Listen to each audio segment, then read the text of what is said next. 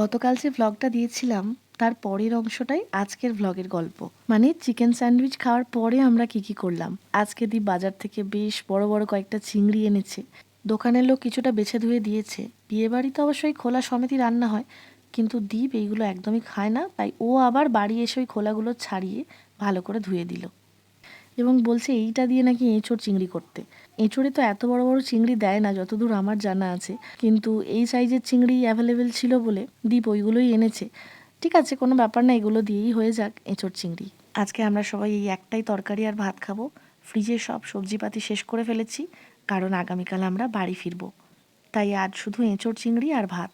আমি কিন্তু একদমই চিংড়ি খাই না, শুধু এঁচোড় আর আলু দিয়ে খাবো।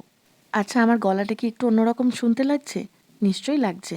বীভৎস ঠান্ডা লেগেছে, আর ইদানিং আমার ঠান্ডা লাগলে টনসিলগুলোতে ভীষণ এফেক্ট করে, যার ফলে গলার স্বর পাল্টে যায়, ভীষণ কাশি হয়।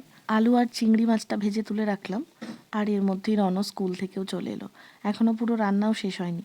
আসলে ওই চিংড়ি মাছগুলো বাঁচতে গিয়ে একটু দেরি হয়ে গেছে এই আর কি। মৌ একটু পরেই চান করে অফিস যাবে, তো আজকে এই চিকেন স্যান্ডউইচটা ওকে টিফিনে দেবো। সকালে আমরা দুজন খেয়েছি, মৌকে টিফিনে দিলাম, আর রনকে সন্ধেবেলা বানিয়ে দেবো।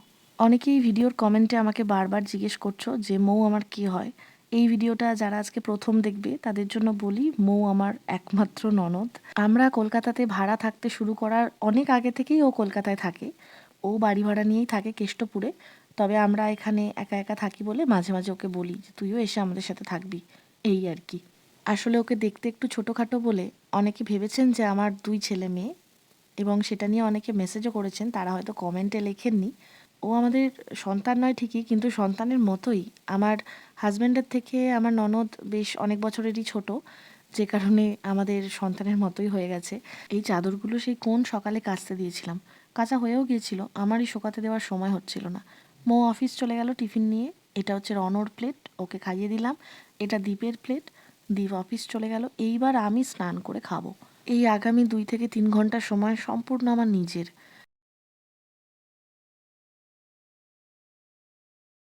নিজের বলতে আমার স্নান করা, খাওয়া, বই পড়া, এডিট করা, সিরিজ দেখা, সিনেমা দেখা, বা কোনো বন্ধুকে ফোন করা, যেটা ইচ্ছা সেটা করি। কারণ এই সময় রণ একটু কার্টুন দেখে বা নিজের মনে খেলে। এরপর ঠিক সন্ধে হওয়ার মুখে মুখে জানলাগুলো বন্ধ করতে হয়, না হলে মশার এক বিশাল ঝাঁক যে ঘরে এসে ঢুকবে, সে আর তাড়ানো যাবে না। এই যে চিকেন স্যান্ডউইচ খেয়ে এত খুশি হয়ে গেছে, আনন্দে হাততালি দিচ্ছে। আজকাল রণও ভীষণ সুন্দর করে কমপ্লিমেন্ট দেয় যে কোনো খাবারেরই। রোজ সন্ধেবেলায় প্যাসেজটাতে রণ আর আমি বল খেলি, আর লিফটের শব্দ হলেই ছুটে দেখতে চলে যাবে, ভাবে বাবা এসেছে। আজকে তাহলে আসি কেমন? আবার দেখা হবে আমার পরের কোনো ভ্লগে। Good night.